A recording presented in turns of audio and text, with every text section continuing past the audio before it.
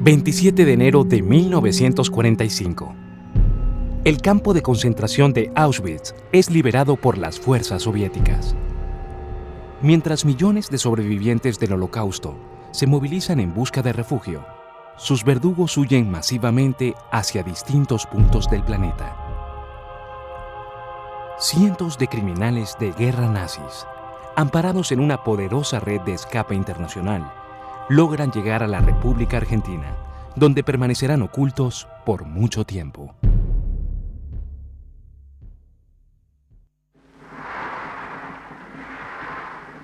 El 30 de enero de 1933, Adolf Hitler, líder del nacionalismo, asumió como nuevo canciller alemán, institucionalizando la violencia política que su partido venía ejerciendo desde el golpe de Múnich en 1923.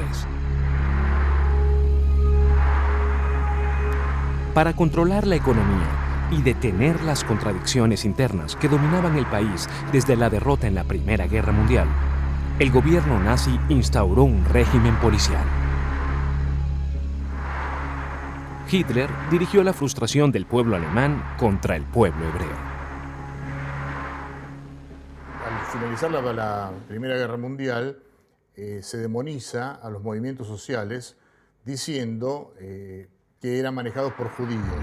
Porque ya esa relación, el mismo Hitler la había hecho notar, como diciendo, miren, en la revolución bolchevique la cantidad de judíos que había, lo cual se comprendía porque entre los judíos había un sentido social muy grande y muchos de ellos se plegaron a lo que parecía ser en un momento dado un ámbito de mayor justicia social, ¿no? Es que lo que ayudó a que alguna locura agarrara en Alemania es primero la hiperinflación, creo que en el año 25, y después vino la depresión de los años 30, que en Alemania había una desocupación del 25% de la gente. Cuando más descontento había en ese momento, Hitler elevaba sus porcentajes de actuación dentro de la política. Y cuando bajaba ese descontento, él perdía clientela política. Y el partido de Centrum, que era el de los católicos, al final le dio su apoyo porque tenían dos grandes temores. Uno, hacia afuera el comunismo, y el otro el desorden interno del socialismo y del anarquismo, y bueno, cometieron el error de firmarle cheques en blanco, llevados de temores más que de esperanzas. El 15 de septiembre de 1935, el Congreso del Partido Nazi aprobó las leyes de la ciudadanía del Reich y de la protección de la sangre, dando inicio a la persecución sistemática. A partir de entonces, los judíos sabían que vivir en Alemania era peligroso y buscaron emigrar hacia distintos países, comenzando una diáspora que duraría más de una década. El asunto de la inmigración va de mal en peor en cuanto a la necesidad de los judíos a emigrar. Y una parte muy importante de ellos se traslada a la República Argentina, que todavía con limitaciones podían llegar hacia aquí, donde ya había una comunidad muy grande, por supuesto, instalada y trabajando y muy afincada y con gente que le iba económicamente bien, ¿no? Desde la finalización de la Guerra Franco-Prusiana, en mayo de 1871, Alemania se había convertido en la referencia de los militares latinoamericanos. El ejército argentino no era la excepción, y la impronta prusiana dominaba sus filas. Hubo financiación siempre del gobierno alemán y luego de los nazis de toda la actividad política en la República Argentina y en otros países del mundo. Específicamente porque el ejército argentino tenía cultura alemana en cuanto a su Estado Mayor, tenía armamento alemán, fusiles Mauser, cañones Krupp, y hasta el uniforme era copiado del ejército prusiano. Es decir, todo lo que era nuestro ejército era, incluso los oficiales de Estado Mayor eran alemanes. El golpe de Estado de 1930, comandado por el general José Félix Uriburu, había instalado en Argentina una tradición de gobiernos fraudulentos. La ideología fascista, imperante en la Europa de entreguerras, comenzó a difundirse entre los sectores de la sociedad más nacionalista. Todo el pensamiento fuertemente prejuicioso y xenófobo en la Argentina tiene inicio con el golpe del 30. Y Justicia, Cancillería y Ministerio de Educación pasaron a ser como el coto de caza de ese pensamiento católico, integrista, que impregnó los mensajes que se emitieron durante estos años. Yo diría que la mayoría de los militares y la mayoría de los curas tenían simpatía por el fascismo italiano y desde ya por el franquismo. Argentina, ya desde la época de la preguerra, de vísperas de la Segunda Guerra Mundial, era el país que tenía el dudoso privilegio de albergar el partido nazi más importante del mundo fuera de Alemania. O sea que había una atmósfera en la sociedad muy receptiva hacia los nazis. A fines de la década del 30, la política inmigratoria argentina, caracterizada históricamente por su apertura, comenzó a ser restrictiva. Como ocurría en la mayoría de los países, en víspera del exterminio judío, el Estado argentino negó la entrada a miles de refugiados perseguidos. En Estocolmo descubrí la circular número 11, una circular secreta de 1938 firmada por el canciller José María Cantilo, que indica que todas aquellas personas que no puedan registrar su lugar de residencia y que además deban exiliarse por cuestiones políticas no deben ser admitidas en el país. Prohíbe de una manera ni siquiera demasiado eufemística el ingreso de judíos al país. A pesar de todas estas restricciones, Argentina fue el país que mayor inmigración recibió de judíos en toda América Latina. O sea que se pudo, a pesar de todo, entrar o mintiendo o pagando. Echa la ley, echa la trampa. Es decir, acá en la Argentina las leyes eran absolutamente restrictivas, pero la inmigración ilegal fue sumamente posible. A pesar de las restricciones inmigratorias impuestas por el Estado argentino, la relación con el régimen de Adolf Hitler era fluida. Berlín transfería a Buenos Aires gran cantidad de dinero para solventar la propaganda nazi y reforzar las operaciones de inteligencia que funcionaban fundamentalmente en la Patagonia.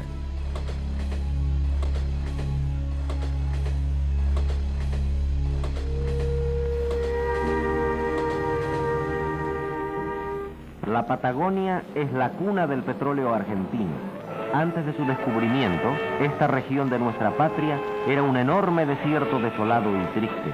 Era como la vio Darwin cuando dijo de ella, tierra maldita. Desde siempre la Patagonia fue un elemento muy tenido en cuenta por los ideólogos alemanes, fundamentalmente por dos motivos. Como el petróleo para Alemania era uno de los elementos fundamentales en su política, carecía dentro de su territorio de petróleo, comienzan a tener, digamos, amplias ambiciones de ocupar lo que era la Patagonia, que por supuesto, como hoy, es un lugar con una población limitada. Al amanecer del 1 de septiembre de 1939, tropas de las Fuerzas Armadas alemanas cruzaron la frontera con Polonia, comenzando la invasión al país vecino. Hitler ordenó a sus oficiales preparar las tropas para invadir los Países Bajos y Francia. 3 días más tarde, el Reino Unido declaró formalmente la guerra al Tercer Reich. Pocas horas después, Francia hizo lo mismo, dando inicio a la Segunda Guerra Mundial. Durante los siguientes 6 años, la muerte reinaría sobre el planeta. En realidad lo que estaba buscando Hitler era ir avanzando hacia los pozos petroleros caucásicos. Ese era el objetivo número 1 de Hitler. E intenta, por supuesto, un pacto con Churchill diciendo que en realidad lo que él quería era asesinar comunistas y acabar con la cueva de criminales que había en Moscú, según palabras de Hitler. Esto permite un acuerdo que es tácito entre Churchill y Hitler que dura solo al comienzo de la guerra. En 1945, las levas obligatorias diezmaron las fábricas alemanas. Los obreros marcharon al frente de batalla y la maquinaria bélica del nazismo se quedó sin mano de obra. En campos de concentración, millones de seres humanos, perseguidos por razones ideológicas, raciales y religiosas, comenzaron a funcionar como esclavos. Nosotros vivíamos en un pueblo muy cerquita de Varsovia. Cuando entraron los nazis, bombardearon nuestro pueblo y nos llevaron 50 kilómetros caminando hasta Varsovia. En el camino me pisotearon al lado mío a mi abuela, que era mi amor, que era algo muy especial para mí. Y cuando entramos, al poco tiempo nos encerraron con alambre de púa, donde fuimos masacrados, hacían racias, nos llevaban a los trabajos forzados en los caminos, no teníamos ni un poquito de agua, no teníamos lo que comer. Mi padre cayó muerto sobre mí, que la bala fue dirigida a mí y él recibió la bala y cayó muerto. Al lado mío tenía un hermano muy hermoso, alto, bien puesto. Lo mataron a palos. Los gritos de él se sentían a kilómetros. A mi mamá la fusilaron, pero la bala no la mató. Entonces empezó a gritar en yiddish: "Wo bleiben meine Kinder? ¿Dónde quedan mis hijos? ¿Dónde quedan mis hijos?" Gritaba. Entonces el nazi se enfureció, la agarró por los pelos, la llevó a un pozo de cal y la tiró. Y a mi hermana mayor la quemaron viva. El encargado logístico del registro, la captura y la deportación masiva de los judíos era el teniente coronel de la SS, Karl Adolf Eichmann. Adolf Eichmann era el hombre que estaba a cargo de asuntos judíos en las SS y se lo conoce mejor como el que organizaba los envíos de los judíos en los trenes hasta los campos de concentración. Es decir, era el encargado de ver qué hacían con los judíos y con algunos otros emigrantes. Pero específicamente, él era un burócrata que tenía poder de determinar y dar instrucciones y dar órdenes para asesinar personas o enviar determinados trenes, que era la forma de tránsito normal en ese momento, hacia la muerte. Es decir, sacaban de un campo de concentración y los mandaban generalmente a Auschwitz o en su momento a Sobibor, a Treblinka, donde fuere.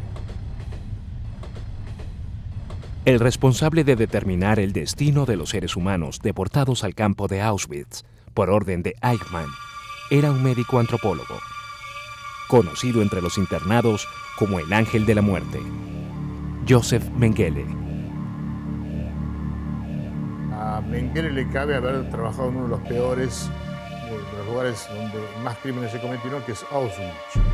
Él no solo experimentó con gente, sino que fundamentalmente era el encargado de separar a los chicos y a la gente de edad que, no pudiendo trabajar en las fábricas de la IG Farben Industrie, cita en Auschwitz, iban siendo separados e inmediatamente derivados hacia las cámaras de gas. Además se lo conocía porque él era un doctor que estaba obsesionado con el tema de los mellizos, porque creía que si él podía conseguir que todas las mujeres alemanas tuvieran mellizos, entonces podrían duplicar la cantidad de la raza superior aria alemana.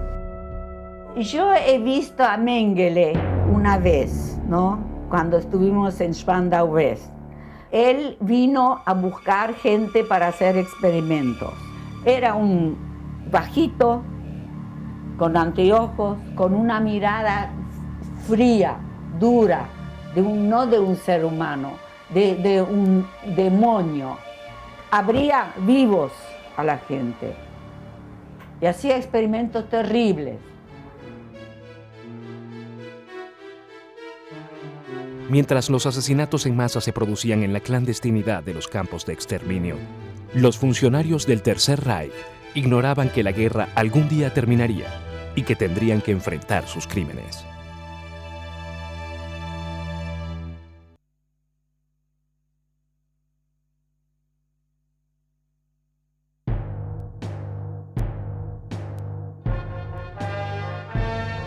El estallido de la Segunda Guerra Mundial generó disputas internas sobre la posición que debía adoptar Argentina en el escenario internacional. En 1943, el presidente de la nación, Ramón Castillo, mantenía la neutralidad argentina en el conflicto. Sin embargo, ante la proximidad de los comicios electorales, Castillo manifestó su apoyo al candidato conservador y aliadófilo, Robustiano Patrón Costas. Al comenzar la guerra, en la Argentina había claramente dos posiciones. Y eso que se dio, que hubo dos Argentinas, y también se puede decir la Iglesia, hubo dos posiciones, unos más a favor de un lado que de otro.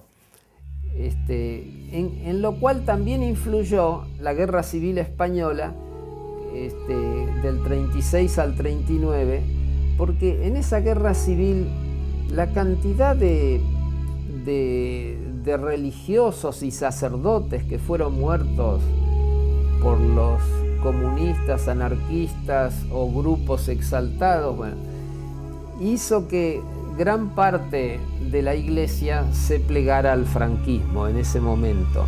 Y respecto del judaísmo, había grupos nacionalistas muy fanáticos, aún prescindiendo de la guerra, ¿no?, que sí, no sentían simpatía por los judíos y medio se los toleraba. Había gente que pensaban que la guerra iba a terminar en un empate, que iba a estar 4 grandes potencias. Entonces era la posibilidad para una quinta potencia sudamericana hegemonizada por la Argentina. De todos modos, la neutralidad también era extrañamente patrocinada por Inglaterra. Pero Inglaterra lo que quería era seguir recibiendo carne y alimentos de la Argentina, para lo cual tenía que llegar en barcos neutrales. El 4 de junio de 1943, el general Pedro Ramírez, con el apoyo de un grupo de jóvenes oficiales nacionalistas agrupados en torno al GO, realizó un golpe de Estado. El GO, uno dice que eran grupos de oficiales unidos, otros grupos obra de unificación, y en fin, este grupo va formando poder dentro de la República Argentina y ocupan los lugares de mayor responsabilidad. Este grupo quería diferenciarse de los grupos tradicionales del ejército, no querían la figura de Justo, querían un cambio en la política argentina, eran nacionalistas, no nazis, sino nacionalistas, entendámonos bien. El grupo lo que era, quería mantener el control de las Fuerzas Armadas y que no apareciese ningún general salvador, sino ser ellos los que condujeran a las Fuerzas Armadas a una solución que no pasase por los carriles convencionales y tradicionales que habían mantenido el ejército hasta entonces. De modo que cuando se da el golpe militar del 43, que va a durar 3 años, la Iglesia no clama al cielo como clamaría hoy si hay algún tipo de golpe militar. Porque, a ver, entre una cosa y otra, esperemos a ver qué traen los militares. A lo mejor convocan elecciones más limpias, etc. Entre los líderes de la revolución sobresalía un joven oficial que aspiraba a convertirse en conductor de la nación, Juan Domingo Perón. Bueno, Perón era virtualmente el líder. No sé si hubo una elección al respecto, pero ahí se imponía el que tenía más personalidad, el que propiciaba las ideas más certeras para aquellos tiempos. Así él establecía una suerte de primacía entre sus pares. Perón, como era un conductor, sabía integrarlos a todos. Le hizo entrar el concepto de que el ejército tenía que estar en el proyecto de la nación. La nación era importante en su desarrollo armonioso y su crecimiento, y que el ejército en eso podía cumplir una gran función. Perón era un líder con orientación favorable a Mussolini, porque la idea de que hacía obras sociales, seguro social, cosas de ese tipo, que efectivamente hacía, que era la construcción de un socialismo nacional, así lo definía él. Él tenía una simpatía hacia eso, no hacia el nazismo. Perón no era ni fascista ni nazista, era peronista. Y cuando le decían usted es peronista, ni tampoco peronista, decía él. Es posible que Perón admirase la forma en que Mussolini gobernó a Italia, es posible. Con el nazismo era distinto. Con el nazismo había una cuestión de piel. Los nazis no eran como los fascistas ni los alemanes como los italianos. Pero es muy posible que Perón admirase la maquinaria militar alemana, que despertaba la admiración de muchos oficiales. Estamos hablando de técnica, de profesionalismo militar, pero no la ideología del nazismo. El 2 de febrero de 1943, el Ejército Rojo, al mando del mariscal soviético Georgy Zhukov, triunfó en Stalingrado. A partir de entonces, la retirada alemana sería progresiva y el avance soviético no se detendría hasta alcanzar Berlín, centro del poder del Tercer Reich. Los industriales alemanes, vinculados al régimen nazi, comenzaron a trasladar sus bienes hacia distintos lugares del planeta. Tras la caída de Stalingrado en 1943 se produce un movimiento enorme de fondos porque todos en Alemania sabían que la guerra estaba perdida. Puedes dividirlo en dos partes: los industriales que se habían enriquecido con Hitler y los propios nazis. Todos estos inmediatamente comienzan a hacer sus giros de fondos hacia la República Argentina, Estados Unidos, sobre todo Suiza, que es quien más fondos recibió por parte de los industriales alemanes y también de toda la parte política de la Alemania nazi. Durante la Segunda Guerra Mundial, las potencias aliadas habían establecido leyes para combatir la fuga de capitales. En este contexto, tan solo los países neutrales eran seguros para transferir el dinero del régimen alemán. Los servicios de inteligencia norteamericanos vigilaban a los empresarios alemanes en Argentina bajo sospecha de introducir clandestinamente divisas y oro nazi al país. Entre los empresarios investigados se encontraba uno de los líderes de la comunidad germana en el país, acusado de pertenecer al servicio de inteligencia nazi y de colaborar económicamente en el ascenso político del Gau, Ludwig Freude. En la influencia nazi o pro-nazi, fascista, en la Argentina había algunos personajes destacados. Uno de ellos era un tal Freude, y creo que tenía una buena relación con Perón, que lo veía también pragmáticamente, decía, bueno, este sí es nazi, pero acá no puede hacer nada, pero que haga industria. Esa es la política estratégica o geoestratégica de Perón. En la Argentina, durante muchos años antes, hubo un fuerte conglomerado industrial de alemanes, de empresas alemanes que trabajaban en distintos rubros. Y Freude debe haber sido alguno de esos empresarios que llegó y se hizo amigo de Perón, pero no se le reconocen actividades nazis a Freude. Además, sí. A través de Freude, los industriales alemanes ya estaban enviando enormes remesas de dinero que luego lo distribuían a empresas fantasmas que se creaban adrede para ocultar esos capitales que estaban llevando a la República Argentina. Es decir, grandes empresas que aún hoy subsisten, algunas con nombres cambiados y otras no. Hacia 1943, las potencias del eje fascista conformado por Roma, Berlín, Tokio ocupaban los Países Bajos, Francia y Noruega y mantenían el dominio de las costas europeas. Sin embargo, la intervención de los Estados Unidos, ocurrida en diciembre de 1941, comenzaba a modificar el curso de la guerra. Estados Unidos participa en la Segunda Guerra Mundial a raíz del ataque de Japón en Pearl Harbor. Es decir, esto va a ser un giro también en la guerra, no se puede considerarlo o dejar eso de lado, porque a partir de ese momento todos saben cuál va a ser la definición de la guerra. El 25 de julio de 1943, el Gran Consejo Fascista Italiano destituyó y encarceló al primer ministro, Benito Mussolini, ocupando su lugar el mariscal pro-aliado Pietro Badoglio. Adolf Hitler ordenó al general Albert Kesselring que ocupara Roma y el norte de Italia. Mussolini luego es rescatado, digamos, del lugar donde estaba detenido en el Monte Sasso por Otto Skorzeny, por el nazi Otto Skorzeny, por órdenes de Hitler. Es llevado, yo creo que de malas ganas, a reunirse con Hitler y continúa la guerra con una Italia dividida.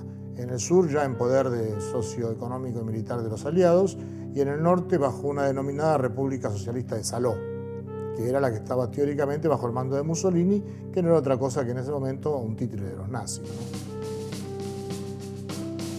El 23 de marzo de 1944, la resistencia italiana detonó una bomba en la ciudad de Roma. matando a 33 soldados italianos que colaboraban con el ejército nazi. Al día siguiente, en las fosas ardeatinas, antiguas canteras de mármol de las afueras de la ciudad, 330 italianos fueron masacrados. Uno de los encargados de llevar a cabo la matanza era un oficial de la SS, residente en la capital italiana desde su ocupación y asiduo torturador de partisanos, judíos y comunistas. Erich Priebke.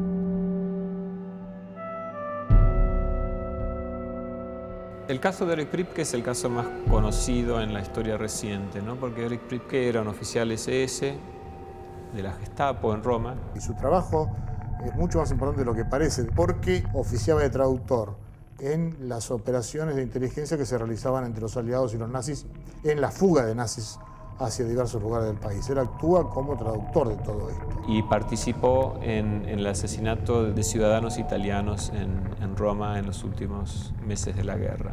Hitler ordena por ese atentado una represión más que violenta. Quería matar a 50 o 100 personas por cada muerto. Y Hitler dio la orden, bueno, tienen que morir 10 italianos por cada alemán que murió. Y en una forma totalmente cruenta, se los hace arrodillar dentro de unas antiguas minas abandonadas en las cercanías de Roma, y en plena oscuridad, iluminados por antorchas, comienzan a fusilar a la gente.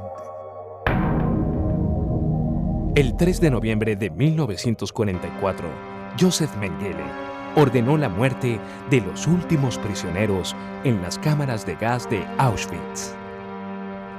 A los pocos días, mientras los nazis desmantelaban las instalaciones del campo de exterminio, evidenciando la inminente derrota alemana, Mengele y Eichmann abandonaron clandestinamente la región, iniciando su largo escape de la justicia. Entonces, cuando bombardearon ya la fábrica, bombardearon nuestras barracas, entonces se nos acercó un nazi y dijo: ustedes se tienen que ir de acá, porque acá van a entrar nuestros enemigos. Van a hacer una marcha, los vamos a llevar a Checoslovaquia, donde hay también fábricas de municiones. Nos pusimos en fila, 300, los que trabajábamos en esa fábrica, y empezamos a caminar. Los alemanes huían, de comer no había. Y cuando llegamos cerca de la frontera alemana, checoslovaca, de los 300 éramos 15. Cuando entraron los aliados y nos vieron a nosotros, los 15, muchos lloraban, muchos vomitaban, muchos se arrodillaban y decían: no puede ser, no puede ser, no puede ser, hasta que nos llevaron a todos al sanatorio. The Red Schoolhouse at Reims, France, as peace is signed with German General Jodl acting for the remnants of the Nazi government. Jodl, for a few hours, was the chief of staff of the German army, while de Führer's successor, Admiral Dönitz, was strangely missing. This is the news that electrified the world: unconditional surrender.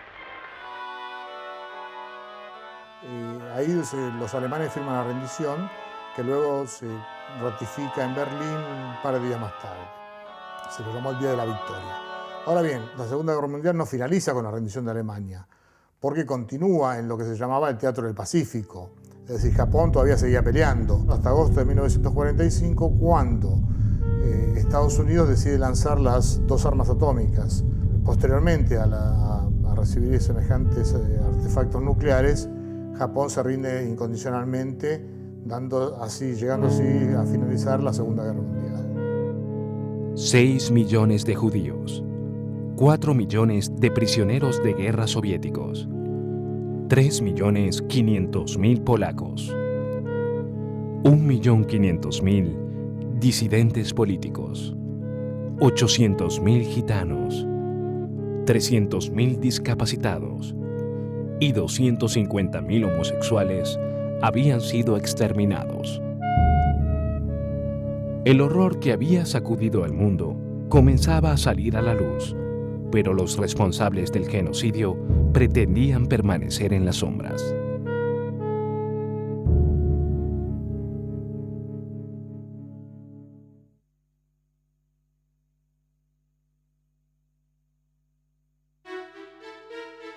El gobierno argentino declaró la guerra a los países del Eje el 27 de marzo de 1945, cuando Alemania estaba virtualmente derrotada y Berlín era una pila de escombros. Argentina se mantuvo neutral hasta que la presión del gobierno norteamericano, de los aliados, a la fuerza cortaron relaciones sin declarar la guerra. Esto va a venir recién en marzo, si no me equivoco, del año 45, al ver que al no hacerlo, entonces estarán excluidos de las Naciones Unidas. Pese a todo lo que se dice, Perón fue bastante ecléctico, fue bastante equilibrista. Tan es así que sus enemigos le reprochan que el día que el gabinete rompe relaciones con Alemania, él sale riendo a carcajadas. Entonces lo acusan de hipócrita, de falso, de traidor, los elementos más apegados a una posición nacionalista extrema y contestataria de los Estados Unidos y de Gran Bretaña. Sin embargo, los vehículos políticos e ideológicos del gobierno argentino estuvieron al servicio de la última operación secreta del Tercer Reich, Ultramar Sur. La idea de que había nazis ocultos en Argentina en realidad existió desde el fin de la guerra. Inclusive había la fantasía de que Hitler mismo había desembarcado en un submarino en la Patagonia. Primero porque la Patagonia es un lugar despoblado y además pues justamente en una parte de la Patagonia, en Bariloche, en Neuquén, hay muchos alemanes. Y efectivamente muchos fueron a parar ahí, porque estaban lejos del gobierno central y lejos de la opinión pública y mezclados con bastantes alemanes. Bueno, la teoría de que Hitler estuvo en la Patagonia estaba basada fundamentalmente en documentación, es decir, en mucha documentación que indica, sobre todo por parte del gobierno norteamericano y del gobierno ruso, que Hitler se estaba escapando hacia la Patagonia en submarinos. De esos aproximadamente 6 submarinos que llegaron y que fueron hundidos en las costas patagónicas, 2 se entregan en Mar del Plata. Uno lo hizo el 10 de julio de 1945, meses después de terminar la guerra, y el U-530 se entrega un mes más tarde, el 17 de agosto, y luego de haber cargado 9 meses antes 2.000 kilos de oro del submarino japonés I-52. En el caso del 977, lo llamativo es que faltaba la mitad de la tripulación. Es decir, esto es por demás llamativo y es un secreto total de la República Argentina. Es decir, ¿quiénes son las 30 personas que llegaron solo en ese submarino en forma clandestina a la República, a la Patagonia? Bueno, eso es imposible saberlo. Pero sí, por los lugares ocupados en los submarinos, sabemos que alrededor de 80 personas se fugaron hacia la Patagonia Argentina, estando esto ya organizado desde mucho tiempo antes. Mientras las bombas caían sobre Berlín y los máximos jerarcas desaparecían o fraguaban su muerte para evitar la justicia, los técnicos y criminales de guerra nazis más destacados huían en aviones y sumergibles, según las operaciones de inteligencia programadas por las principales potencias. Argentina no era el único país que abrió sus puertas de una manera u otra a refugiados del Tercer Reich. La dicotomía entre democracia y fascismo que caracterizaba la Segunda Guerra Mundial se transformó en una dicotomía entre democracia y comunismo. Y por lo tanto, en los países del Occidente, casi cada persona que era anticomunista se consideraba como un amigo del Occidente. Estados Unidos organizó una operación que se llamó Paperclip, que se centró en el reclutamiento de científicos nazis y de documentación científica. Y lo propio hizo la Unión Soviética con una operación que se llamó Osvakin. Y así ingresaron a Estados Unidos una cantidad de científicos que habían colaborado con el Reich, sin posibilidad de ingresar a las empresas privadas y constreñidos a trabajar en los espacios designados por el gobierno americano en ese momento, pero aportaron al desarrollo nuclear en Estados Unidos.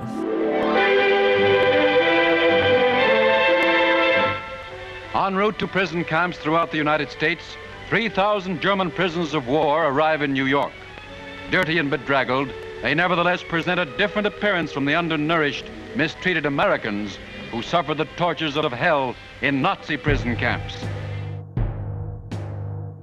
Durante los primeros años de posguerra, más de 1 millón de nazis que no habían sido captados por los aliados estaban librados a su suerte.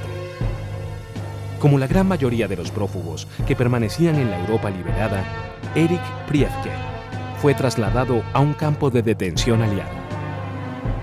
Los criminales, en general, fueron capturados en su totalidad porque la mayoría de los alemanes, desde los 18 años en adelante, eran enviados a campos de concentración para prisioneros de guerras, que vulgarmente se conocían como POW, por sus siglas en inglés. Por lo tanto, todos estos criminales que se encontraban, por ejemplo, como Priebke, en el campo de concentración de Afragola, en Italia, en el sur de Italia, declara perfectamente que él había asesinado a 2 personas en las fosas argentinas, entre otras cosas que están en su declaración. Yo maté, pero obedecía órdenes, en este caso de Kappler. Y así entonces, ¿qué hicieron? A quien se juzgó fue a Kappler, pero no a todos los demás, que él menciona en su declaración perfectamente bien quiénes eran. A medida que la Guerra Fría fue avanzando, es decir, a medida que se hace más evidente la contraposición capitalismo-socialismo de la Unión Soviética, van saliendo de estos campos de concentración y se les consiguen pasaportes o visas para que se dirijan a muchos lugares del mundo. Terminada la guerra, infinidad de solicitudes de defunción inundaban los tribunales europeos. Miles de hombres que jamás habían regresado del frente de batalla permanecían desaparecidos. Despojado de la ropa de la SS, Mengele adoptó la identidad de un médico militar alemán y se unió al ejército en retirada. Mengele fue el otro criminal que se encontró en una situación muy complicada después de la guerra y vivía oculto, viviendo en campos, muy oculto. En el caso de Mengele la situación era mucho más fácil porque el padre era millonario, de una empresa que se dedicaba a la producción de maquinarias agrícolas. Y si bien desde épocas anteriores a la llegada de Hitler al poder, este hombre ya vivía holgadamente, con la llegada de Hitler hace muchísimos negocios, con lo tanto su poder se incrementa mucho. Es una familia muy adinerada de Alemania, o sea que él tuvo siempre el apoyo económico de su familia. Va a la casa de sus padres en Günzburg, en Alemania, y se quedó escondido hasta que las cosas fueran calmándose y se pudieran venir para acá. Los estruendos de la guerra se aplacaban y la tensión entre los Estados Unidos y la Unión Soviética evidenciaba el comienzo de la Guerra Fría. El creciente poder mundial de la Unión Soviética generaba en algunos sectores del Vaticano la certeza de una inminente invasión comunista. Parte de la Iglesia contribuyó a la huida, ¿no? A través de lo que se denominó la ruta de las ratas, que es una ruta clandestina de fuga que salía, tenía el punto de partida en Europa y el punto de arribo en América del Sur. Y lo que había era la posibilidad, la garantía de poder salir de Europa, ¿no? Hacia un nuevo destino que le otorgara impunidad. La Iglesia realmente tenía componentes fuertes pro-fascistas. No creo que la mayor parte de la Iglesia estaba muy metida en esto, pero supongo que las autoridades de la Iglesia y del Vaticano sabían que esto existía y que cerraban un poco un ojo. Bueno, rutas vaticanas había varias, y estos días apareció una bajo el régimen fascista y nazi, que los funcionarios nazis lo calificaban a Pío XII de un enemigo y decían, este está escondiendo judíos por todos lados, y eso hace la Iglesia Católica, lo cual cambia la visión que se tenía hasta hace poco de Pío XII como un colaborador. Así que la Iglesia durante la guerra organizó redes para que pudieran desplazarse y con documentos falsos una serie de gente. Y yo creo que esas redes continuaron después de la guerra con los que eran perseguidos políticos, ahora del otro lado, podríamos decir. En algún caso, alguna persona puede haber tenido sus simpatías, pero lo que Pío XII autorizó al acabar la guerra era con sentido humanitario. En eso hubo una fuerte colaboración del Vaticano, en el escape de esta gente, so pretexto de decir que reorganizaban una diáspora para equilibrar su presencia en distintos países del mundo. Al igual que en el caso de la Iglesia Argentina, el tema acá es que el Vaticano veía en el comunismo la amenaza más grave. El Vaticano veía especialmente a los colaboracionistas franceses, belgas, croatas, veía como anticomunistas cristianos, más que colaboradores del nazismo, y se propuso rescatar a esa gente y enviarlos a un lugar donde estuvieran bajo protección hasta que viniera una guerra que ellos consideraban inevitable entre Occidente y el comunismo. Cientos de fugitivos nazis que permanecían ocultos en Europa cruzaron las fronteras hacia Italia. En sedes diplomáticas e instituciones humanitarias o religiosas aguardaban un salvoconducto hacia algún país lejano que pudiera recibirlos.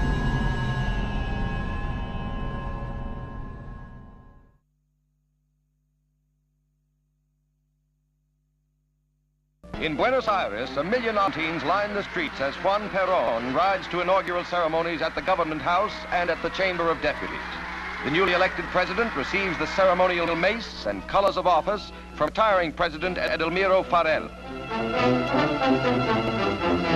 A new leader for a key nation in Western Hemisphere solidarity. El 24 de febrero de 1946, el general Juan Domingo Perón ganó las elecciones presidenciales de la República Argentina. Perón designó como secretario privado de la presidencia y jefe de la División de Informaciones a un joven de origen alemán, Rodolfo Freude. Otro signo muy claro de la decisión de Perón es la incorporación de Rudi Freude, Rodolfo Freude, hijo del jerarca empresario Rodolfo Freude, cuyas vinculaciones con el Reich han sido claras. Estaba capacitado para atraer, para permitir ingresar a los nazis o no, o vetar el ingreso de determinadas personas. Por lo tanto, era un personaje muy poderoso. Era secretario de Perón. Uno de los tantos secretarios de Perón era Freud, por lo tanto tenía mucho poder, no era una persona cualquiera. Nunca fue secretario de Perón ni nada que se le parezca. Ni siquiera se veían, eran muy amigos. Se veían de tanto en tanto, después no se vieron más.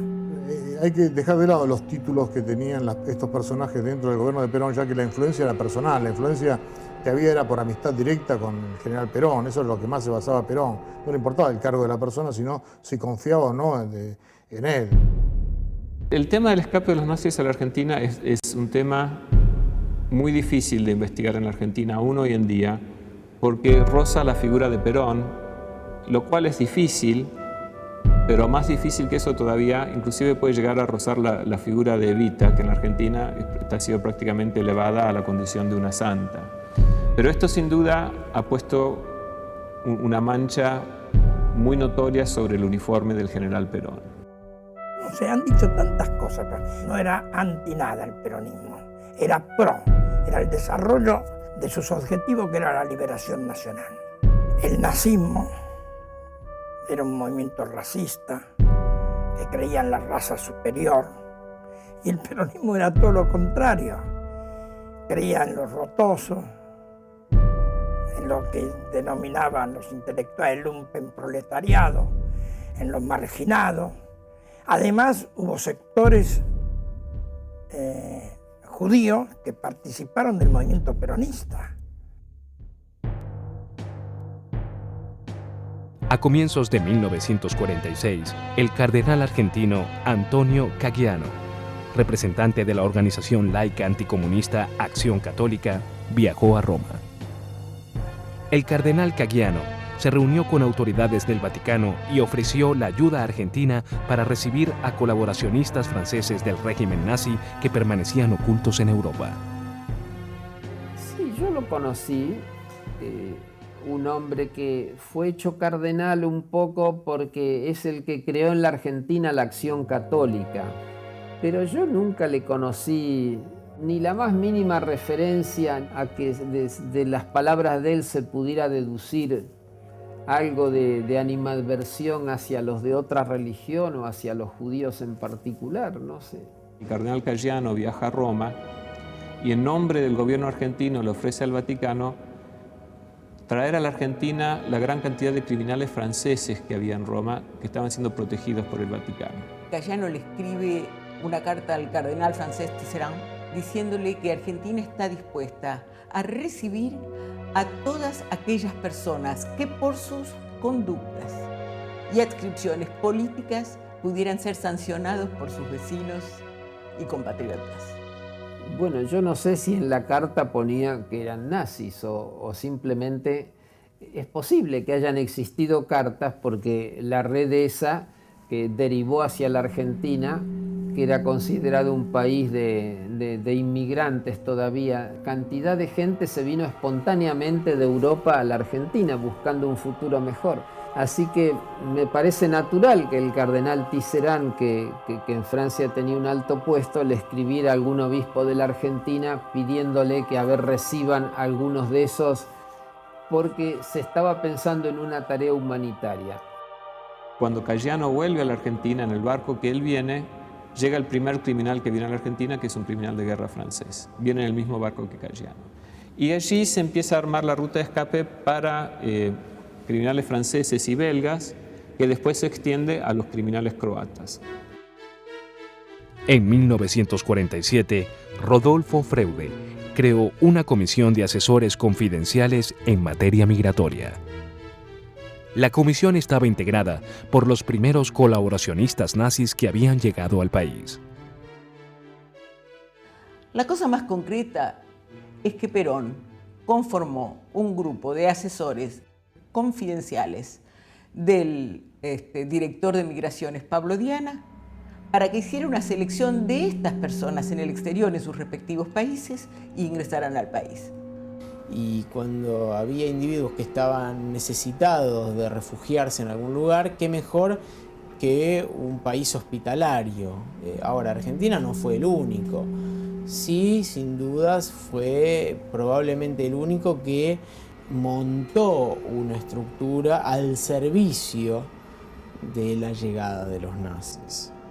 In Argentina, all the conditions were right to accept Nazi war criminals. The government, the heads of state, were sympathetic to the Nazis. There were local groups who were also sympathetic, who wanted to accept these people. And there's a suspicion that there were also financial interests involved, which made it lucrative for these people to come to Argentina. En Argentina todavía lo que tiene que ver con el escape de nazis es usado por los antiperonistas para arrojarle tierra a Perón y es negado por los peronistas porque sienten que los afecta a ellos. Mi posición es la siguiente. Yo creo que el escape de nazis a la Argentina hubiese ocurrido con o sin Perón. Había razones en la Argentina suficientes como para ayudar a esta gente. Durante los siguientes 3 años, centenares de colaboracionistas alemanes, croatas, belgas, franceses, holandeses y eslovacos llegarían a la Argentina, protagonizando una de las fugas más importantes de la historia moderna. Algunos encontraron asilo en algún monasterio o en alguna iglesia, por un lado, porque si ustedes saben que Ante Pavelic y sus allegados ingresaron al país como monjes franciscanos. There were many Nazi war criminals who came to Argentina. There was Josef Schwamberger, who was the commandant of 3 important forced labor camps in Poland, a man by the name of Dinko Šakić, who was the commandant of the Jasenovac concentration camp in Croatia, a camp which was nicknamed the Auschwitz of the Balkans, camp in which at least 90,000 civilians were murdered. And he also went to Argentina, and we were very involved in exposing him. Y aunque hay otros países donde llegaron criminales de guerra, Brasil, Chile, inclusive Estados Unidos, en ninguno de esos casos se ha dado reuniones de criminales de guerra con el presidente de ese país dentro de la Casa de Gobierno de ese país. Y esta es la gran diferencia con lo que ocurrió en Argentina. En la Argentina el escape fue organizado directamente desde la Casa de Gobierno. Uno de los encargados de coordinar las operaciones de captación de nazis en Europa era un capitán de la SS de origen argentino, Carlos Futtner. Futtner es un chico que nace en Argentina, de padres alemanes, y la familia vuelve a Alemania cuando él es un adolescente. Y él rápidamente ingresa en las SS en la década del 30 y asciende a capitán. En los últimos meses de la guerra, Futtner está trabajando como un agente del servicio secreto de las SS. Tiene pasaporte argentino y pasaporte alemán, habla español perfecto, alemán perfecto, y es una especie de bisagra entre Alemania y la Argentina. Había sido expulsado de las SS por estafas, así que uno tiene que pensar la canalla que tenía este Karl Futtner como para que lo echaran de una entidad criminal como eran las propias SS. Y sin embargo este hombre era un ayudante directo de Juan Domingo Perón, lamentablemente. Futtner es el que coordina en representación de Perón y de Rodolfo Freude esta comisión de asesores confidenciales, y así ingresan criminales de guerra, colaboracionistas, en fin, gente de toda la haya. Y recién cuando esta red está muy aceitada y muy funcionando, es que los miembros de las SS que trabajan con Perón para rescatar nazis se montan sobre esa red para sacar a nazis, lo que yo llamo hardcore nazis, criminales de nombres como Eichmann, Mengele, Pripke, y los ayudan a salir de Alemania a través de Suiza hasta la Argentina, montados en una red que ya había armado el Vaticano con la Iglesia Católica Argentina. Sirviéndose de la misma estructura con que había logrado captar a colaboracionistas, Futtner se dispuso a ayudar a salir ilegalmente de Europa a sus antiguos compañeros de la SS.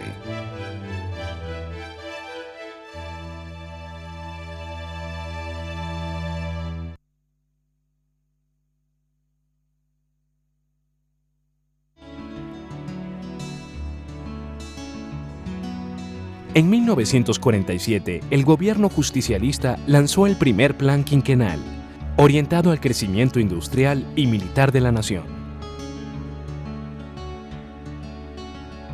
Con el declarado objetivo de promocionar la inmigración calificada hacia el país, el Estado argentino estableció oficinas migratorias en las principales ciudades europeas.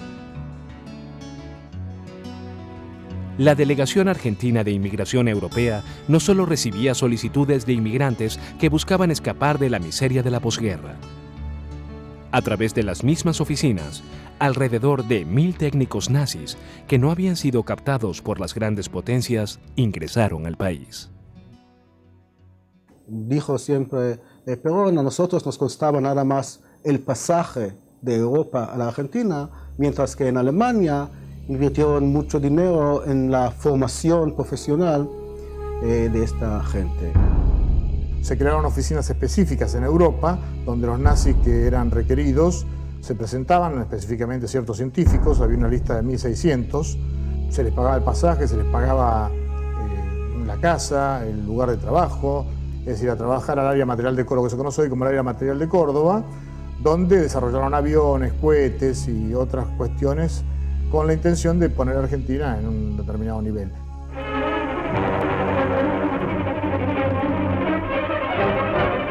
Invitados por el profesor Ronald Richter, llegamos a Huemul, asiento de la Planta Nacional de la Energía Atómica.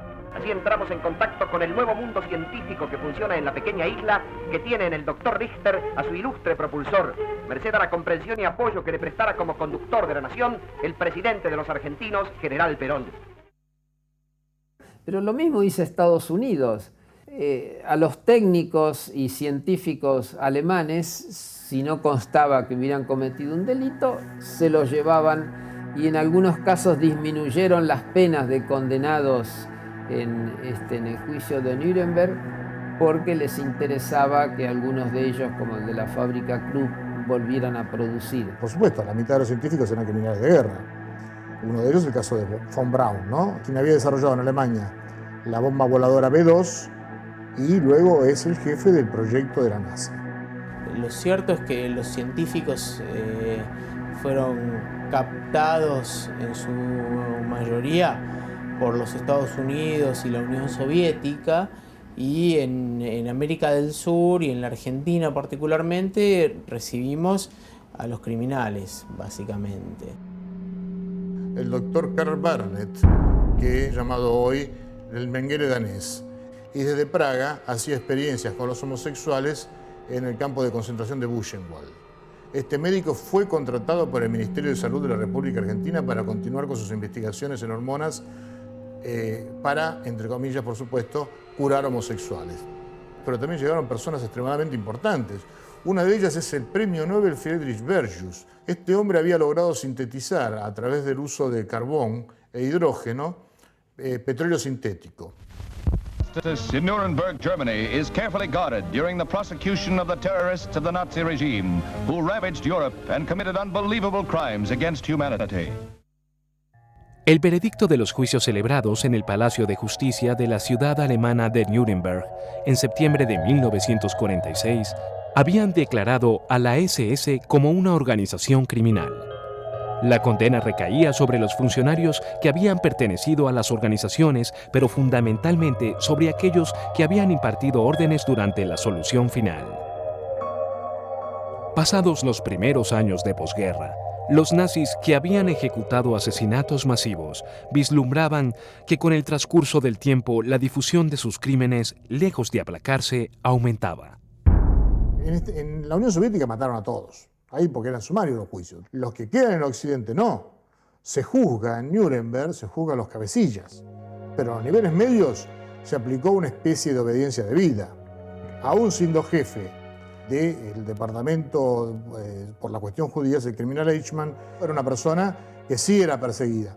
Por supuesto, como era un puesto menor, considerado un puesto menor, no sufrió la persecución que sufrieron los grandes y por eso no estuvo en los juicios principales. Adolf Eichmann tenía la idea, tenía la fantasía de que él, si permanecía oculto en Alemania el suficientemente tiempo, la gente se olvidaría de sus crímenes y podría quedarse a vivir en Alemania. Entonces él en el año 1948 ya obtiene papeles argentinos bajo el nombre falso de Ricardo Clement para llegar a la Argentina.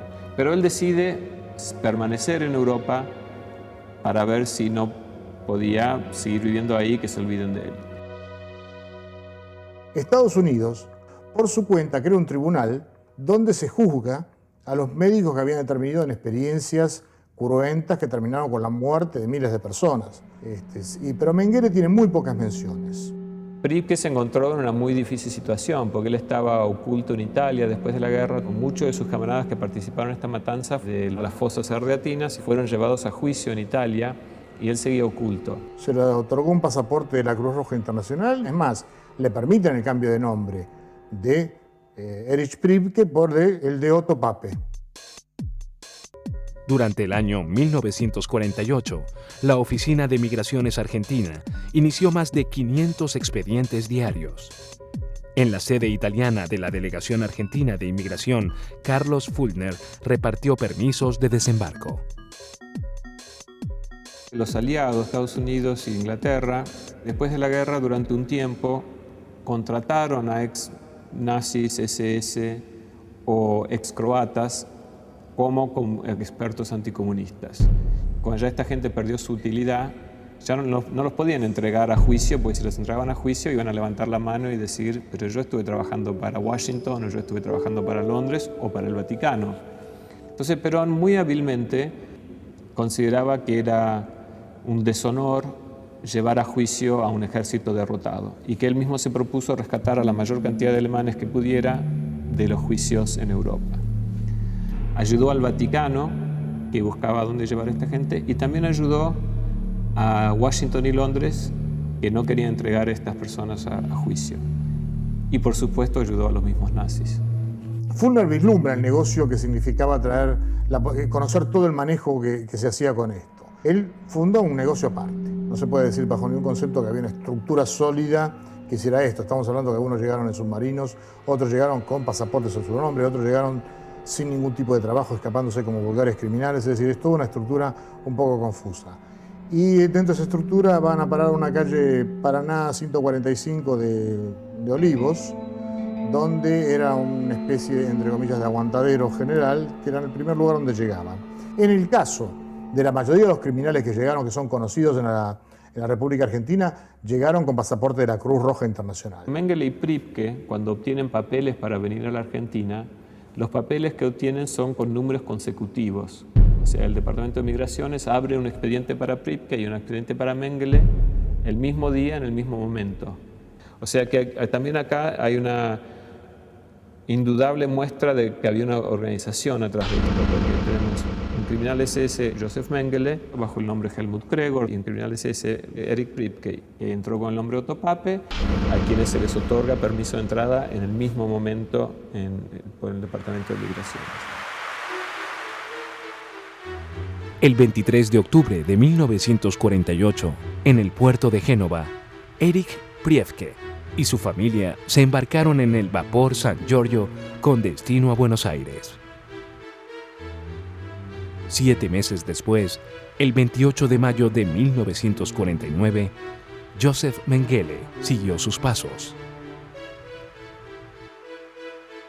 Por entonces, Carlos Fultner había regresado a Buenos Aires, donde se encargaría de organizar la llegada de los criminales que había puesto a salvo.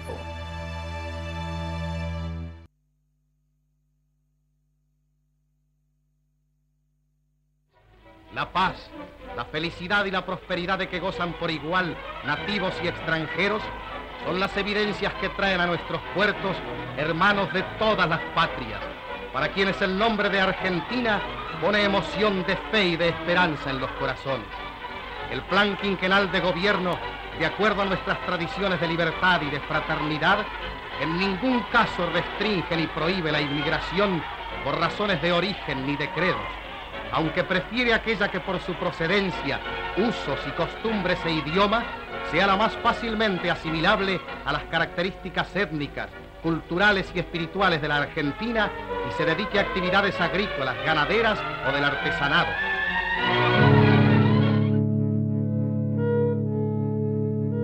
Durante el periodo de posguerra, ingresaron a Argentina entre 500.000 y 750.000 inmigrantes, de los cuales 50.000 eran alemanes y al menos 180 habrían sido criminales de guerra nazi. El 14 de noviembre de 1948, Erich Pripke llegó a Buenos Aires. Ante las autoridades migratorias exhibió su pasaporte internacional de la Cruz Roja a nombre de Otto Pape y declaró trabajar de mayordomo. Joseph Mengele, alias Helmut Gregor, ingresó a la República Argentina el 22 de junio de 1949. Entre sus pertenencias se encontraba un maletín con muestras genéticas obtenidas en Auschwitz. Dada la característica del país de ser un foco anti-yanqui en América Latina, debido a eso, la emigración de nazis obviamente prefería venir acá y no a Estados Unidos. Cuando hablamos de alemanes y austríacos que entraron en la Argentina, 3/4 no se quedaron en Argentina. Siguieron a otros destinos en Sudamérica, Bolivia, Paraguay, Chile, Brasil, etc. o regresaron a Europa.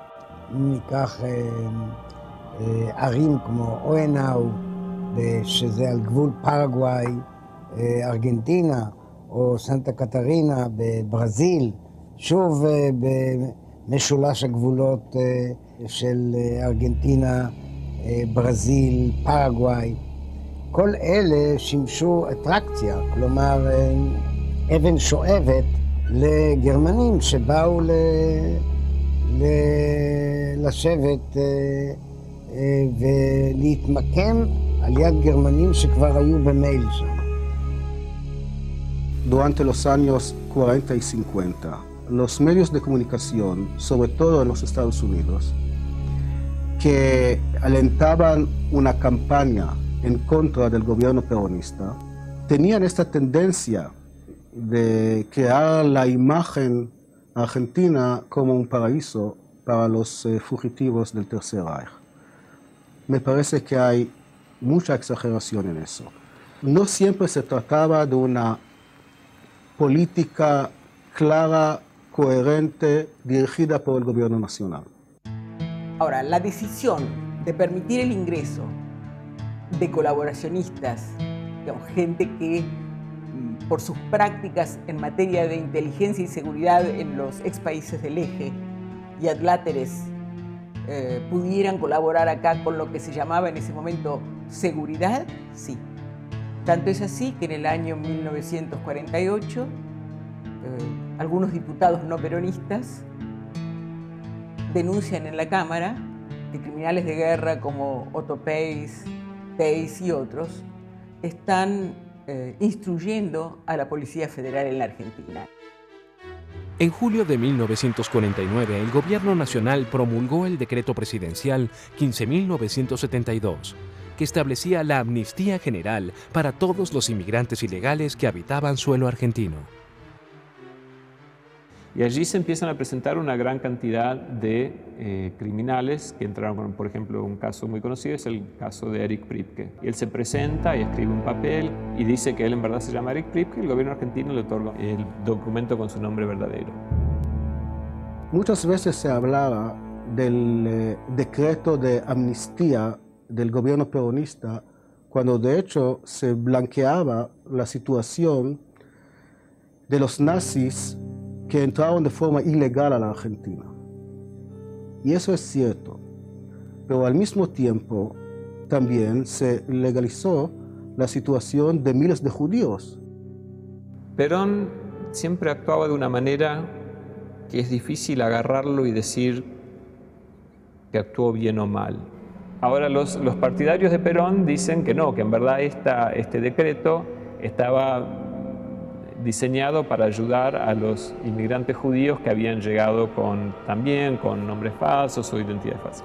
Pero yo no vi ningún caso de un judío que haya entrado con nombre falso. Los judíos entraban negando su condición religiosa, porque simplemente eso ayudaba y aceitaba las cosas en Argentina. Yo creo que este decreto fue hecho para beneficiar a los criminales que tenían algo que ocultar y no a los refugiados del nazismo.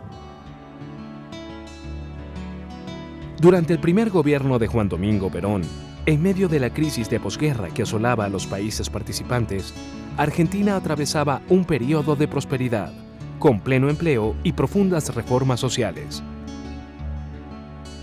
Entre las empresas beneficiadas por el impulso de la obra pública se encontraba la Compañía Argentina para Proyectos y Realizaciones Industriales, Capri, propiedad de Carlos Fulner.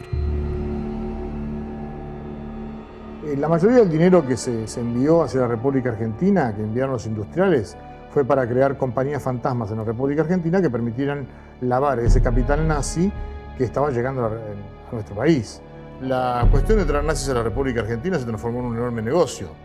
Fulner era una empresa mediante la cual se pueden dar los permisos de trabajo necesarios y empieza a traer los nazis. Capri trajo una cantidad indeterminada de nazis, porque conocemos algunos que estaban en blanco, otros llegaron en negro pero con permiso de la misma empresa. Entre ellos, uno de los conocidos fue Eichmann. Él se ve que no se han olvidado para nada de los crímenes de los nazis y que si no viene a la Argentina pronto se le iba a vencer sus papeles de entrada. Y viaja hasta Génova, y en Génova consigue un pasaporte de la Cruz Roja que está firmado por un padre que se llama Domoter, que es un franciscano allí de Génova. Se sube a un barco y viene a la Argentina, donde es recibido en el puerto por Carlos Fulner, el agente secreto de Perón. Adolf Eichmann llegó a Buenos Aires el 14 de julio de 1950 bajo el alias de Ricardo Clement.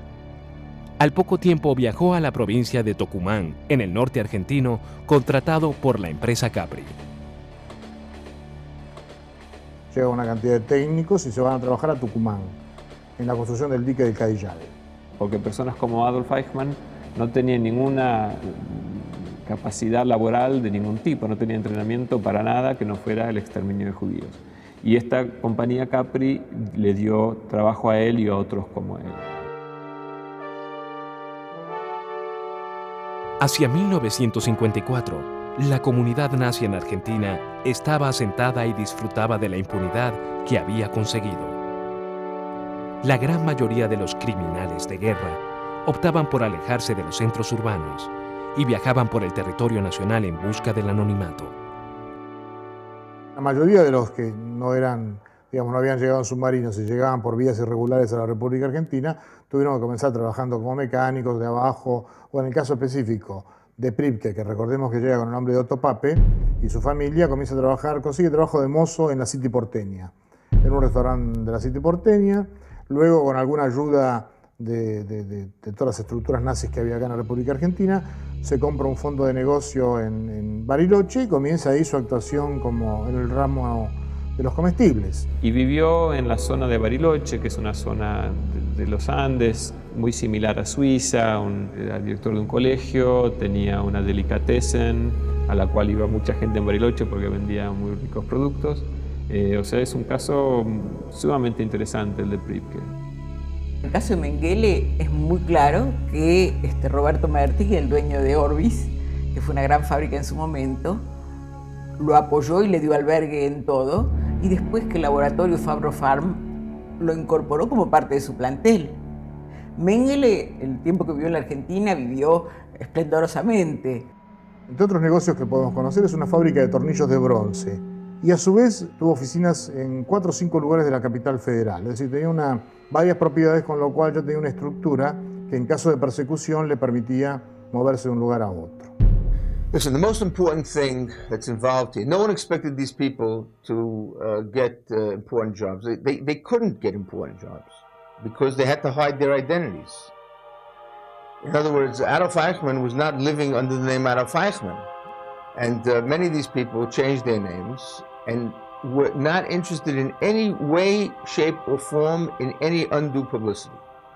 Because had they assumed any prominence, then that naturally would have attracted the attention of the Nazi hunters, of the governments that wanted to bring them to justice. Finalizada la Segunda Guerra Mundial, el problema de los refugiados en Europa, en su mayoría víctimas del régimen nazi, había sido crítico. En 1948, los judíos que habían sobrevivido al Shoah se habían trasladado hacia Palestina, donde se había asentado el Estado de Israel.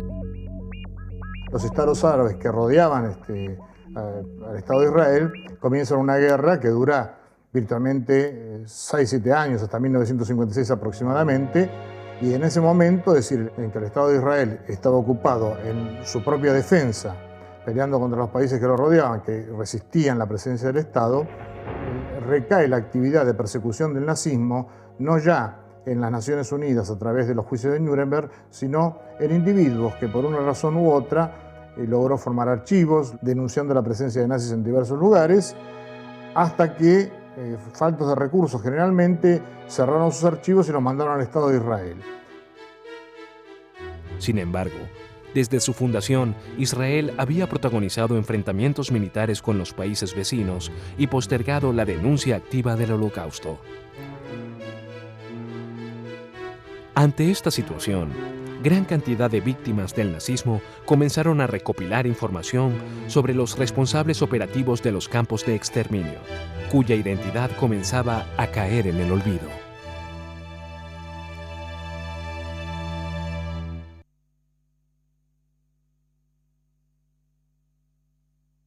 Las cámaras del noticiario panamericano captaron el 16 de junio la iniciación del Movimiento de Liberación Nacional.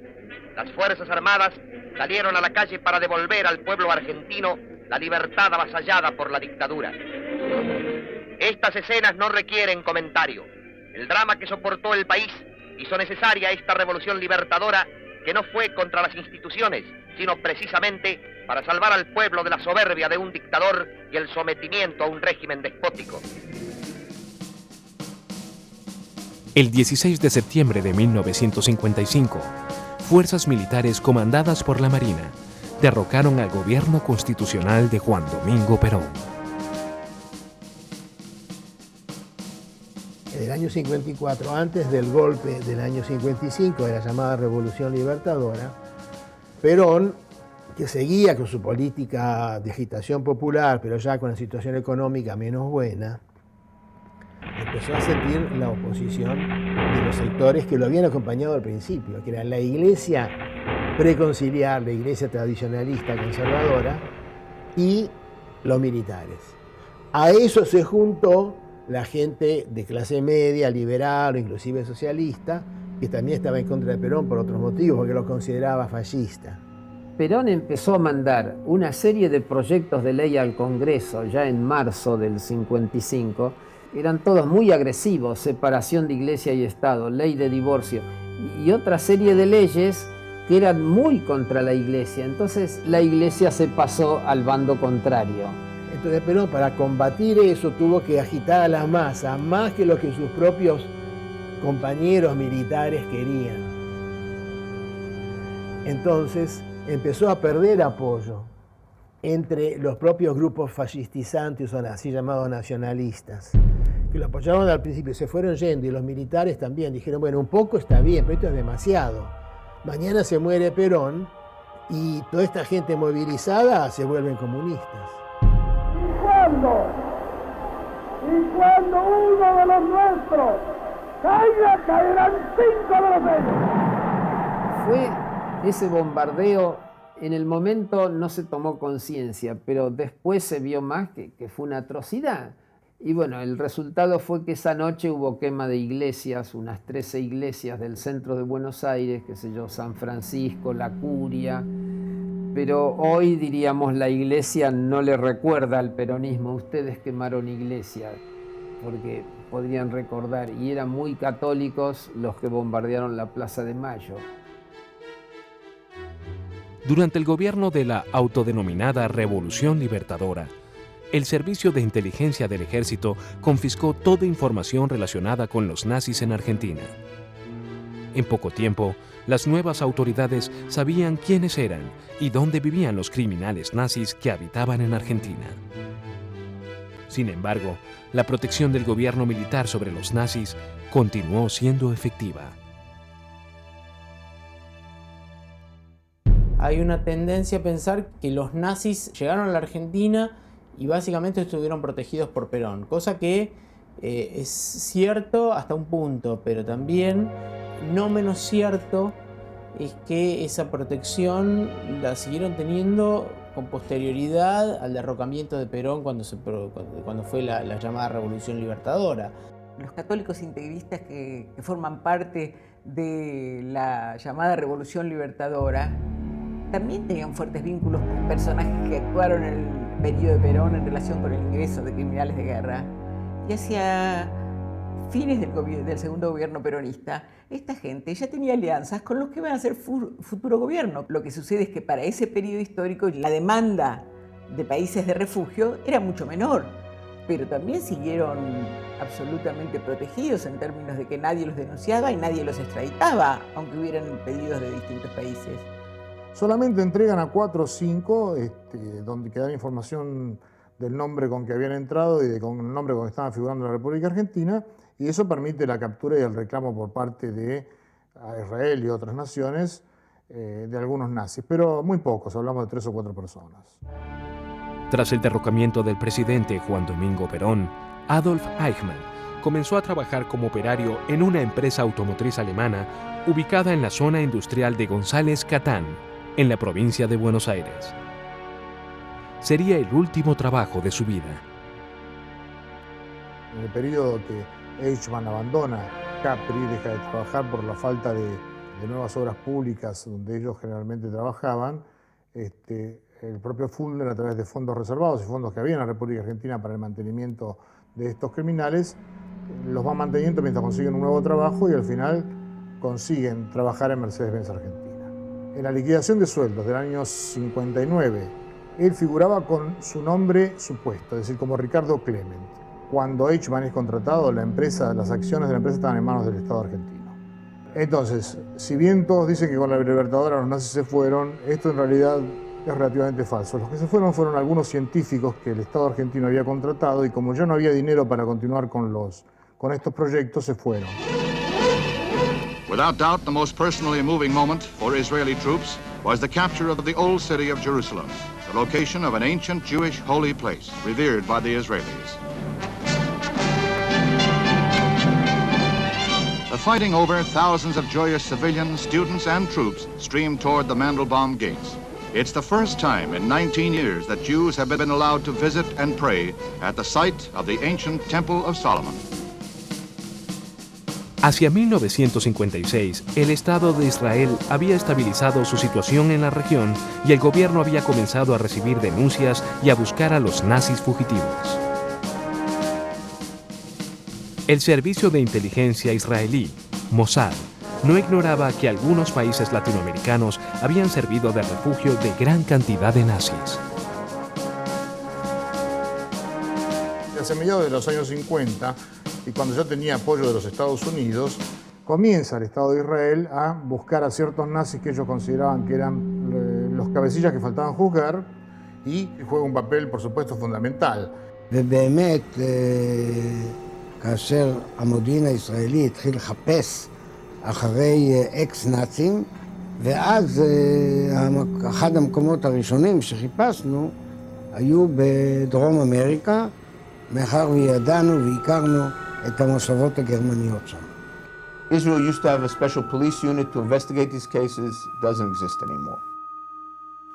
For a wide variety of reasons, in many respects, Israel has preferred to let the international Jewish organizations, like the Simon Wiesenthal Center, do the dirty work. El Estado de Israel tomó parte de los archivos que habían juntado los casanazis, como puede ser Wiesenthal, como dijimos, o luego posteriormente los Klarsfeld. Bueno, y de esta forma fueron haciendo archivos que permitieron, junto con información que se recibía sobre el lugar donde estaban viviendo y todo lo demás, buscar a estos nazis. ברגע מסוים הייתה מדיניות שהיא הייתה בשנות ה-50 וה-60 לנסות להביא עד כמה שאפשר נאצים למשפט, או בישראל או מחוץ לישראל. En noviembre de 1956, Joseph Mengele solicitó un pasaporte bajo su verdadero nombre en la embajada alemana en Buenos Aires. Sí, lo que hay en Alemania es que está recibiendo enormes presiones, ya que toda su política estaba siendo controlada nuevamente por los nazis. En todos los estamentos, desde la justicia, el poder político, los nazis ocupaban el poder económico, estaba totalmente ocupado por los nazis. Es más, los nazis estaban volviendo a retomar sus nombres originales. Sabiendo perfectamente que él era Mengele, quien le hizo el cambio de nombre en la República Argentina fue la Embajada de la República Alemana en Buenos Aires. La embajada alemana le da un pasaporte con su nombre verdadero, Joseph Mengele. Inclusive él viaja a Suiza, viaja a Europa y vive con bastante libertad hasta el año 59, cuando las cosas cambian en Alemania y el gobierno alemán le pide a la Argentina su extradición.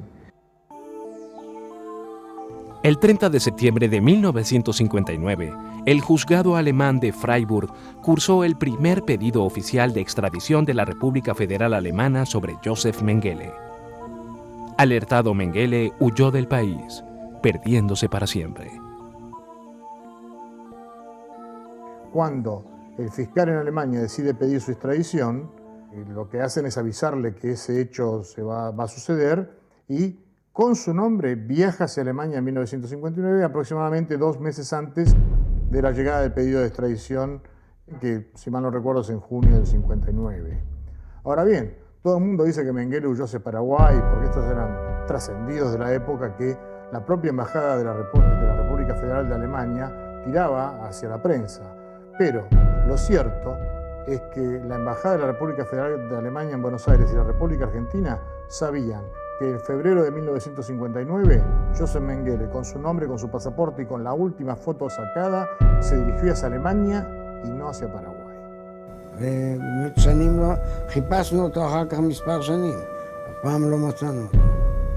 כלומר, היינו בכמה נקודות שהיינו מאוד קרובים אליו, אבל ממש לא מצאנו אותו. Y ya en la década del 80 su vida ya no es lo que era, porque su familia ya en tal clandestinidad no lo puede apoyar económicamente. Y muere pacíficamente, muere de un ataque al corazón nadando en una playa en Brasil, lo cual no es una muerte demasiado desagradable, pero vivió sus últimos años en una situación de bastante pobreza y desamparo.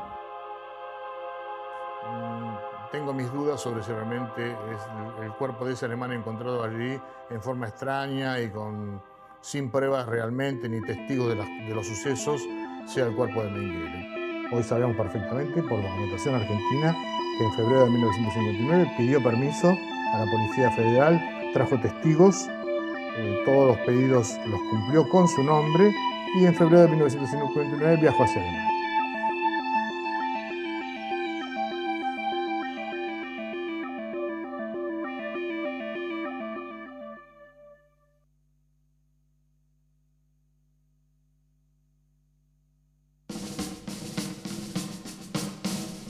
Si bien existen diversas versiones de cómo llegó la noticia, lo cierto es que a finales de la década del 50 el Estado de Israel recibió información confidencial sobre el paradero de Adolf Eichmann.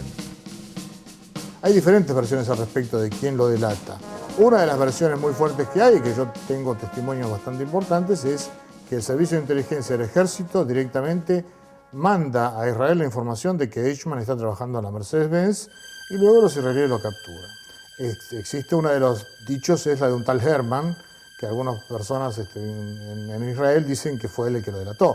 הבת שלו למדה בבואנוס איירס, בבית ספר תיכון, עם בנו של אייכמן, עם ניקולס אייכמן, והיא סיפרה את זה בבית, ואז האיש ישב יום אחד בסוף 58, בסדר? וכתב מכתב, את המכתב הראשון שהוא כתב, הוא כתב לבאואר, שהיה היועץ התובע הכללי של פרנקפורט באותה עת, וכך התגלגל המכתב גם לידינו. Simón Wiesenthal recibió una información sobre la presunta presencia de Eichmann en Argentina, hizo un contacto con autoridades israelíes y se pudo comprobar que efectivamente Clement era nada menos que Adolf Eichmann.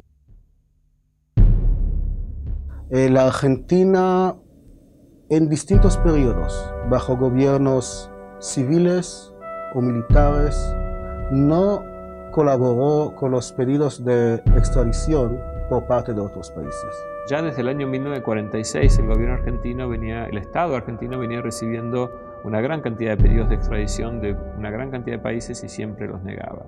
Entonces los israelíes decidieron que en caso de Eichmann no iban a actuar por derecha y que la única manera, como suele ocurrir en la Argentina, de obtener resultados era actuar por izquierda y decidieron el secuestro directamente.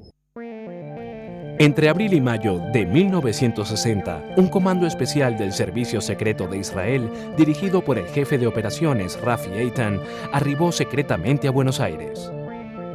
El objetivo era el secuestro de Adolf Eichmann. Lo concreto es que se trató de un grupo israelí de 4 o 5 personas que llevaron adelante la acción, que había viajado a la Argentina dentro de un marco de distintas delegaciones mundiales que habían llegado al país por la celebración de los 150 años de la Revolución de Mayo.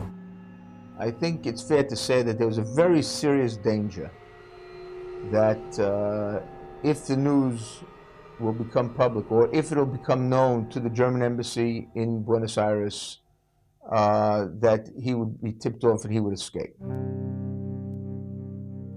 וכראש אגף המבצעים של המוסד, של השב"כ, באותה עת, קיבלתי על עצמי את האחריות לפיקוד על המבצע בתוך תחומי ארגנטינה. היו למבצע 2 נקודות קריטיות.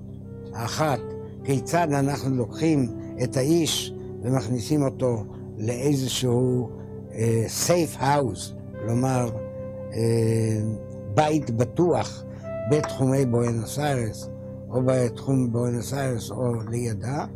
והנקודה הקריטית השנייה, איך אנחנו לוקחים אותו אחר כך ומעבירים אותו לישראל. El 11 de mayo de 1960, el grupo comando del Mossad interceptó a Adolf Eichmann cuando regresaba a su casa de la calle Garibaldi 6061, en la localidad de San Fernando, provincia de Buenos Aires. אנחנו חיכינו במערב קרוב מאוד לבית שלו. ידענו מעיכובים קודמים שהאיש מגיע בין 7 ל-8 בערב מגיע לביתו, יורד מאוטובוס, בערך במרחק של 150, אולי 200 מטר מהבית. היה בית בודד, אנחנו חיכינו בשביל הזה, האיש הגיע, צבי מלחין, אחד המבצעים, התקרב לעומתו, תפס אותו, משה תבור ואני יצאנו לעזור לו, שלושתנו גררנו את האיש למכונית. כל זה, מה שאני אומר לך עכשיו, נמשך לא יותר מחצי דקה, בערך, אולי 40 שניות. האיש היה במכונית, המכונית התחילה לנסוע, כאשר הייתה לנו מכונית ליווי מאחור, מכונית נוספת, ונסענו בערך עד בית המבטחים, הייתה בערך שעה נסיעה, נסענו בערך שעה, הבאנו אותו לבית המבטחים, שם הפשטנו אותו ערום, אבל עם עיניים סגורות, בדקנו עוד פעם, מצאנו את כל הסימנים המעידים, צלקות, מידות, ידענו, זה האיש, ואז התחלנו לשאול אותו שאלות. השאלה הראשונה הייתה, מה שמך? האיש אמר, אוטו הניגר, זה היה השם שהוא השתמש בו לאחר מחנה השבויים. לא זה, מה עוד שמך? אמר ריקרדו קלמנט, זה השם שהוא השתמש בו בארגנטינה. מה מספר ה-SS שלך? ואמר בדיוק את מספר ה-SS שלו, ואז שאלנו מה שמך, ואז הוא אמר אייכמן. Eichmann fue trasladado a un lugar secreto de la provincia de Buenos Aires. Durante 10 días permaneció atado y con los ojos vendados mientras los agentes secretos decidían cómo sacarlo del país. El 21 de mayo de 1960, los agentes del servicio secreto israelí embarcaron secretamente a Adolf Eichmann en un avión comercial rumbo a Tel Aviv. 2 días más tarde, David Ben-Gurion, primer ministro israelí, declaró que Eichmann estaba detenido en Israel, donde sería sometido a juicio. La detención de Eichmann en territorio nacional argentino generó protestas del gobierno en Naciones Unidas. El 21 de junio, el representante argentino ante la ONU, Mario Amadeo, presentó una protesta oficial ante el Comité de Seguridad del organismo internacional.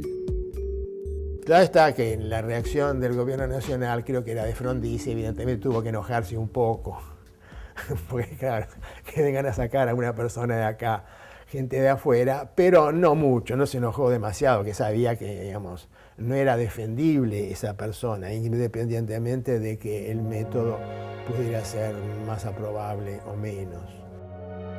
There was absolutely no thought of putting him in trial in Argentina because Argentina had no such interest, had no such expertise, was really incapable of bringing him to trial in the manner that a criminal like this deserved. So it's true that Israel did something which really was not according to international law. But I think that there are certain times in the history of nations where you have to do certain things that under normal circumstances you wouldn't do. El rapto de Eichmann en la Argentina fue un acto de manifiesta violación del derecho constitucional de los pueblos, de la relación entre los pueblos. Esto fue así. Humanamente tal vez esté justificado, desde el punto de vista constitucional y legal no. No se puede raptar a un ciudadano, cualquiera sea su ideología y su actuación, pasando por encima de las leyes y de la Constitución argentina. תראה, הכוונה מראש, כלומר, לפי הנחייתו של ראש ממשלת ישראל דאז בן גוריון, הכוונה הראשונה הייתה להביא אחד מהנאצים שהיו קשורים בהשמדת היהודים באירופה, להביא אותו למשפט בישראל. זו הייתה המטרה, זו הייתה ההנחיה. לא חיפשנו נקמה, חיפשנו מה שנקרא תהודה עולמית לנושא.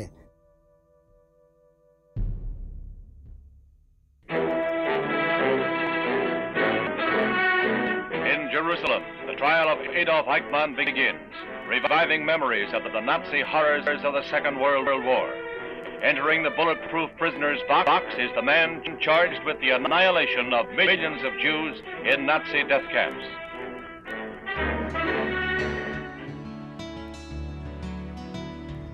Eichmann fue declarado culpable y condenado a morir ahorcado. El 31 de mayo de 1962, Adolf Eichmann fue ejecutado en Jerusalén por el gobierno de Israel. Durante el juicio, se le preguntó al acusado si se sentía culpable de los crímenes cometidos. Eichmann respondió que no. Simon Wiesenthal, el casanazis que había dedicado gran parte de su vida a la búsqueda de Eichmann, sostuvo que el juez tendría que haberle hecho la misma pregunta 6 millones de veces. Israel hizo justicia y yo creo que Dios estaba de acuerdo con esto. Hay muchos Eichmanns que todavía andan en este mundo y que están muy bien resguardados. במיוחד לאחר משפט אייכמן, רוב המדינות בעולם חוקקו חוקים לגבי נאצים שהיו קשורים בשואה. בשואה, לאו דווקא בשואה של ישראל, גם בשואה של הצוענים, או בשואה של ההומוסקסואלים, או של נכים, מה שהגרמנים עשו. אז חוקים כאלה בהדרגה חוקקו ברוב המדינות הנאורות בעולם, ואז במידה וגילינו איזשהו נאצי, אנחנו העדפנו להעביר אותו למשפט באותה ארץ. וזה קרה עשרות פעמים אגב. Fue recién después de la captura de Eichmann que la Argentina en algunos pocos casos empezó a otorgar pedidos de extradición. A comienzos de 1994, un equipo de la televisión norteamericana denunció la presencia de Erich Priebke en la ciudad de San Carlos de Bariloche, en la Patagonia Argentina. En noviembre de 1995, 51 años después de haber escapado de la justicia italiana, el excapitán de la SS fue extraditado a Italia y trasladado a Roma para ser juzgado por su participación en la matanza de las fosas ardeatinas. A Priebke lo encontró un equipo de la televisión de Estados Unidos y el centro lo supo obviamente antes que la información se diera a conocimiento público. Se hicieron todos los contactos necesarios para que cuando el informe saliera al aire estuvieran listos todos los procedimientos para proceder, valga la redundancia, al arresto, ¿no? Cuando Priebke se ordena la extradición al final de todo, la policía cuando sale de su caso lo abraza, incluso al pie del avión cuando subían todos lo abrazan a Priebke, como diciendo que pobre nuestro camarada caído en desgracia, ¿no? Finalmente, el 7 de marzo de 1998, Erich Priebke fue condenado a cadena perpetua. Y Priebke ahora está bajo arresto domiciliario y quizás sea uno de los últimos nazis alemanes extraditados a la Argentina, porque los que quedan ya seguramente son demasiado viejos para extraditarlos.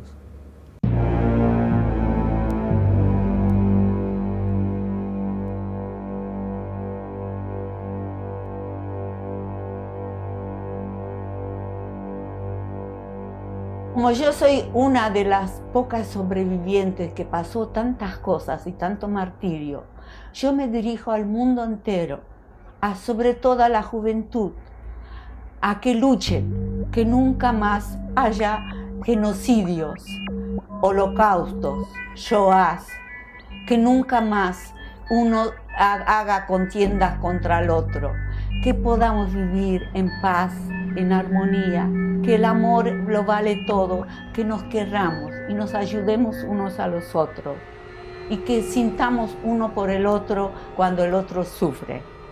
Esto es un legado que mando a la humanidad y a la juventud. Que esto pase por generaciones a generaciones.